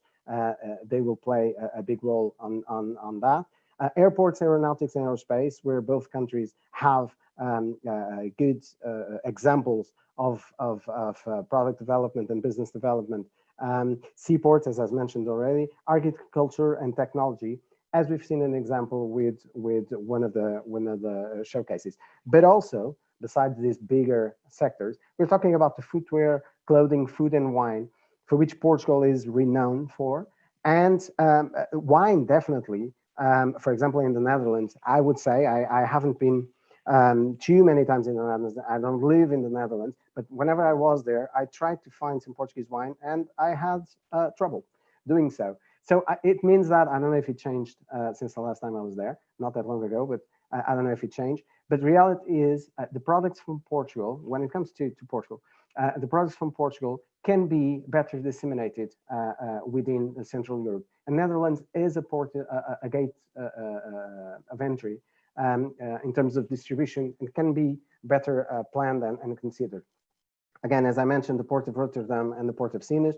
Port of Rotterdam is the most important seaport in Europe. The Port of Sines is a gateway to the Atlantic. And if they don't compete and actually work together, there's a lot more potential in terms even of the business or the trade ecosystem of Europe when comparing with the rest of the world. One of the aims of PortHollandia, again, we are not inventing the wheel. One of the aims of PortHollandia is to make the best of both hubs, the Portuguese hub and the Dutch hub. Portugal has around almost 300 million speaking people in the world. We believe that within the hub of CPLP, of Portuguese spoken languages, and within the relationships that we have closely with Spain, in particular with Galicia, of course, but also Netherlands with the close alliance that it has within Benelux, and the influence that the Netherlands has in other areas of the globe, we believe that we can support each other even better than what we are at the moment doing. And Dion mentioned that in his showcase beautifully when he summarized it by saying that Dutch and Portuguese, we complement each other. We have our good traits and we have our flaws. But when we are able to connect and actually work together, it results better and with highest value. New partnerships. I mentioned the quadruple helix. The helix is familiar to some. It may not be for everyone. The quadruple helix, if you look at the chart on the right-hand side, so we have the government, we have academic research, we have business, and that's the triple helix. And now we've added the civil society, as in, again, private and public, as a motor for innovation and the motor for enabling answers and solutions to the same problems that government, academia, and business are not always able to resolve. So we tend to, and we intend to work with corporate and institutional network in both countries, and we aim to have partners and members on, again, on this, not only both countries, but also the ecosystem that goes along with each one.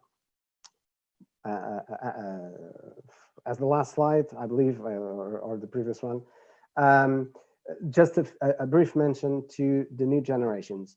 I already talked about that a little bit, but the new generations are the new consumers. And although trade and business needs to be done, of course, to the same people that at the moment buy it, because you cannot just cut a streamline of revenue, and you have sectors of industry that are more conservative and more traditional than others, and of course you need to go along both paces. Reality is when setting up a business for future, when creating a startup, when being an entrepreneur, and this is particularly important for young entrepreneurs, we need to consider, not only, but also, we need to consider the mindsets and the personality of the consumers. Consumers are different, they are changing. And even if we talk about different generations and people over 50s, for example, they still buy the same way, they don't buy in the same way. They look online also for reviews. We can look at, for all of us that are participating, the panelists, the person that is more techie savvy on her mobile is Linda. You can tell that reality is completely different than it was 20 years ago, 30 years ago, and business and trade has to be able to go along on the same level. So why are we aiming to create PortHollandia? Why the reason? To reinforce economic relations between both countries, to support Portuguese companies and entrepreneurs in the Netherlands and surrounding area, to be able, in a situation of crisis like the one we're living today, it's very important to be resilient. And the resilience is something that, of course, you learn, but it's easier to get to the resilient state if you have the right context and the right support. Resilience is something that comes within, but it's something that is prepared and can be worked on by having the right answers and having the right people alongside you. Being able to work in a sustainable economy and business integrity with the importance of the impact economy, aligned with what Diana Eggleston mentioned. And of course, again, not all trade and commerce needs to be different and new, but innovation is always good. It's not that innovation always works, because if I innovate in one way that no one wants to buy it, well, great, it's great innovation, but it doesn't work as a business. Nonetheless, innovation in trade and commerce needs to be adapted to the digital age and in a global market. How we will be doing it? A local structure with multidisciplinary and multicultural team, both in the Netherlands and in Portugal. We will have services and programs with a real proximity approach to those that reach out to us. At the best of our possibilities, we will understand the scope of the company and will design tailor-made solutions to ensure soft landing. This is just because occasionally, as we know, standard practices put in place, and therefore someone that wants to establish or start their operations will go through the same stage, even if it doesn't adapt to them. And you have to go to one level, second level, third level, fourth level, do this, and that. That's a little bit of the bureaucracy that Diane was mentioning as well. The program needs to be more adaptive, and tailor-made solutions need to be considered to answer to the needs of each company. At least one of those, the last item on this slide, the Trade Envoy program, for which we already have a couple of people that subscribed and accepted our invitation. We will be continuing to enroll envoys throughout the next few months, and we will publicly launch the Trade Envoy program in the first quarter of next year. And this Trade Envoy program is a network of professionals to engage, and each one of them will be an expert in specific sectors, geographical areas, and/or markets, and will support and provide information on how to best flourish in those markets. We have Anna Seixas, to which I thank you for the help and support that you gave in organizing also this event. And Anna Seixas will head the trade, will have the trade envoy program, and you will hear more about that in the next few weeks and months. What we will provide: consultancy services and institutional liaison with official entities, a business services center, physical one, to hub startups or to hub companies that want to start their operations but not already moved there. So to have a temporary harbor where they can establish the relationships and see if they have ground enough to establish physically, but also virtually. Conditions to trade missions, as we were mentioning before, we will set up with the Chamber of Commerce, with our partners locally in the Netherlands and also in Portugal. We will promote trade missions, sectorial trade missions, and geographical trade missions. And the aim, again, is not just to limit it to the Netherlands and Portugal, but also take advantage of the great ecosystems that we have in both countries and therefore in other geographies. We will also support on applications to funds in line with project development. Some of you may be aware the European Union launched a completely, well, I wouldn't say new because it's not recent, but a project management system, which is PM Square, and that will change the way projects are managed in Europe. And that will also have an impact on how funds are fundamentally used, or the way you can apply and then manage and be able to certify the work that you've done within those projects in order to continuously apply to more. One last slide, and now this is the last slide for sure. These are three of the partners that we have with working with PortHollandia, that although they couldn't make it to the meeting, I was able to see that one of them, I believe at least, was able to get free from the meetings he had, and already posted something on LinkedIn, welcoming and thanking and congratulating PortHollandia. Thank you for that, Erwin, and Mari as well, I believe so. But they wanted, although they couldn't make it, they wanted to leave a quote of support and to show how important it is, the kind of work that we will all do. I was going to say PortHollandia, but it's not PortHollandia by ourselves. Is we will all do in this ecosystem. Bart van der Leyen, founder of Digital Ecosystems Institute, with a big focus on how it is important to adapt and be able to equip business, government, and institutes in this digitizing society. Erwin Majboom, I don't know if I said it correctly, which is a sustainability and water expert. And its baseline is, it's great that people know it and have the knowledge, but in reality, you need to share it with others, and you need to share it with others that have the same will of actually doing business, thinking business, promoting business, but doing business. That's important. And Mare Streitmans, founder of Things Institute and director of digital transformation at Van Org, which poses the focus as well on the maritime sector in terms of seaports. It is important, not everyone is aware and familiar that ports handle in fact 80% of global trade, and are also responsible for 2.5% of global greenhouse gases emissions. And that means that the maritime sector needs and requires more focus of everyone to ensure that not only from a technology standpoint, but also processes, things are done more efficiently and in a more equipped way, not only systems and infrastructures, but also people. And to end, and I hope again also to have not been too long, these are a couple of the partners that and members that helped us. I also thank Marion from the Dutch Chambers of Commerce in Portugal for her support. She couldn't make it. today, but she has a colleague representing. And in fact, we already have a meeting scheduled for next week in order to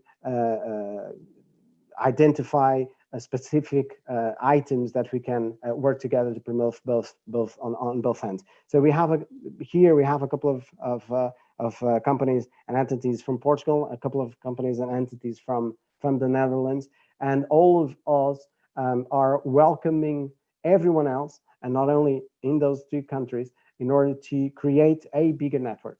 And I do believe that we have the opportunity to generate and to develop trade and business. Thank you, Linda.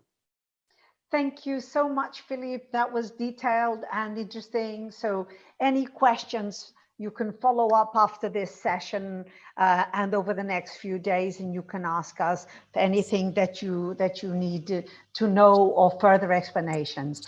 I am going to pass the floor back to our president temporarily, but stay with us because we still have some lovely surprises coming. And believe me, you do not want to miss a thing. So Marisa, over to you again. Hi. So it's been amazing to hear everybody, and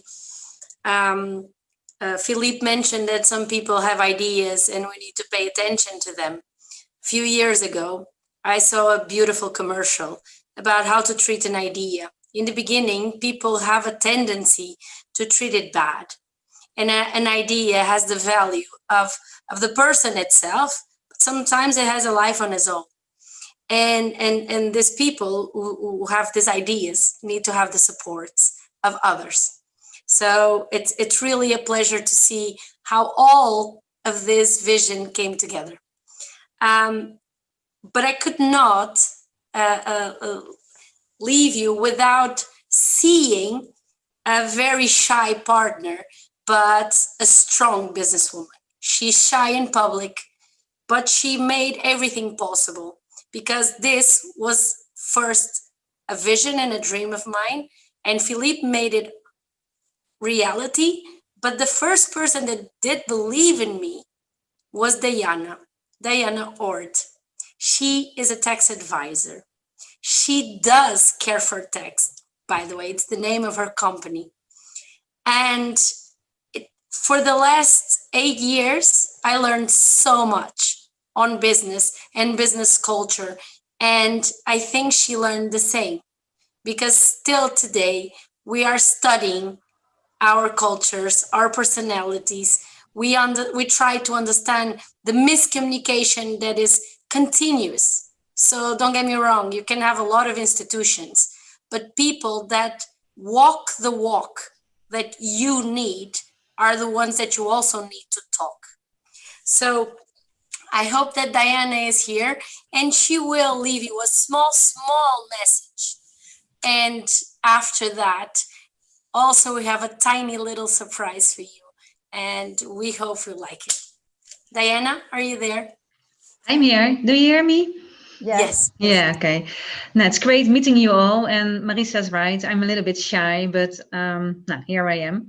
And first of all, I want to thank you, Marisa, Linda, Philippe, everyone actually that make this event possible.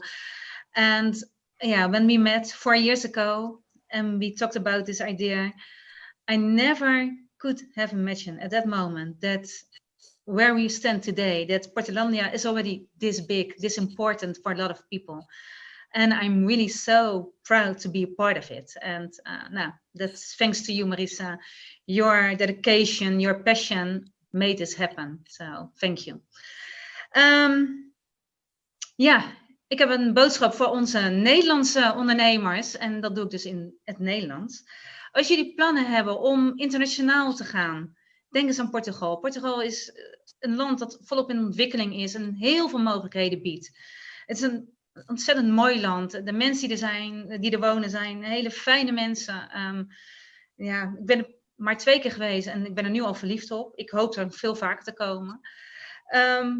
Als jullie eraan denken, PortHollandia kan jullie helpen. met vinden van de juiste wegen om in Portugal succesvol te ondernemen. Wij zijn hier om jullie vragen te beantwoorden en jullie daarbij te begeleiden, zowel hier als in Portugal. En dat doen we dus heel graag. En ja, ik hoop dan ook jullie eigenlijk allemaal wel een keertje te kunnen ontmoeten in Portugal. Love to see you there. Marissa, ik geef het woord weer terug aan jou. Thank you so much all and congratulations with this big event tonight. Thank you. Dank u wel, schatje. And this was also for you all in Portugal to understand what we hear. It's a beautiful language when you learn, but it's not easy. And you had the opportunity for the musical moment where you listen to Dutch first and Portuguese after. 8 years ago, I saw this video that it was a coincidence. It's exactly when I arrived in the Netherlands. And it gave me such joy to see a Portuguese girl singing with a Dutch man, because that's actually the reason that brought me to Holland. It was love. So we will leave you now, and Linda will come with the video.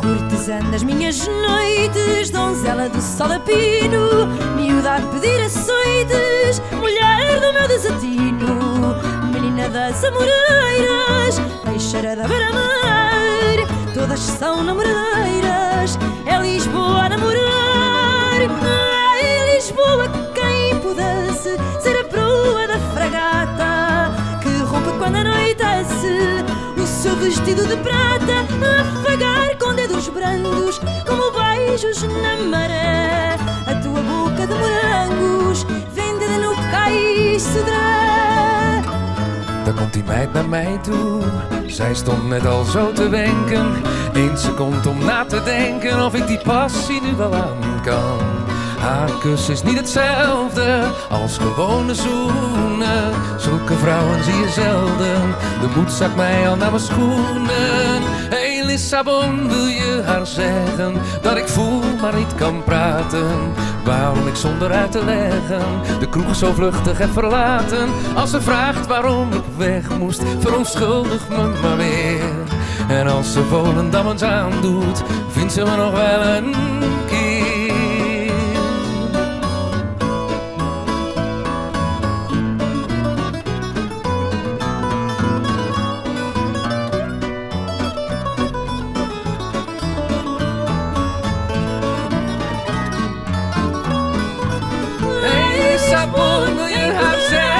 Dat ik voel maar niet kan praten, waarom ik zonder uit te leggen de kroeg zo vluchtig heb verlaten. Als ze vraagt waarom ik weg moest, verontschuldigt ze me maar weer, en als ze Volendam eens aandoet, vindt ze me nog wel een keer.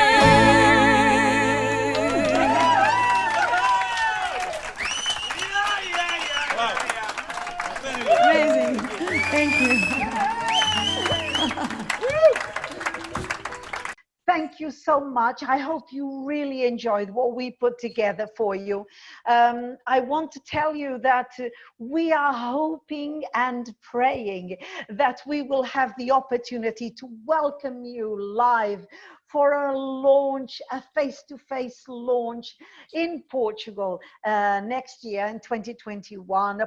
A launch that would allow us to drink a glass of wine, share a glass of port, because I truly believe in my heart of hearts that to look someone in the eye, you have to be face to face. And it's not enough to do it like this. That serendipity is also part of business. And serendipity is what happens when you look in people's eyes and you stand face to face. And there is no better place in the world to do it. And so I'm going to make sure that you have the best of experiences together with my colleagues from PortHollandia, who will launch the live part of our experience next year. I hope Marisa allows me to be part of that experience, because it will be my absolute pleasure to stand there with open arms and welcome you all one by one live. Yes, Linda, yes. I will interrupt you. Not only I allow you, but as you know, we will walk the walk together. For sure, it will be with you. Thank you so much. I'm truly honored, and I will make sure that I give you a live hug individually, one by one, and that's a promise, because I truly believe that Portugal is the best place to live, be it for a day, a week, or a lifetime. So I hope I get the chance to welcome you to my home, and then Marisa will welcome us to her home in Holland, on the Netherlands. So thank you all for staying with us. Please follow up either with me through the contacts that you have been using throughout this session, and I will make sure the information gets to the president and to the vice president, or contact PortHollandia directly, or find us on LinkedIn. There are so many ways to find us that if you can't find us, then you're living in a hole in a very strange place. So please, please do get in touch. We want to hear from you. We want to answer your questions, and we want to meet up again live next year in 2021. So all those watching us from wherever you are watching us, make sure that you are with us next year. And to my wonderful people online who stayed, who contributed, who shared their knowledge, their expertise, and their know-how, thank you from the bottom of my heart. And may I congratulate PortHollandia and see you all next year. Let's do business and let's contribute to each other's success. Thank you so much for being here.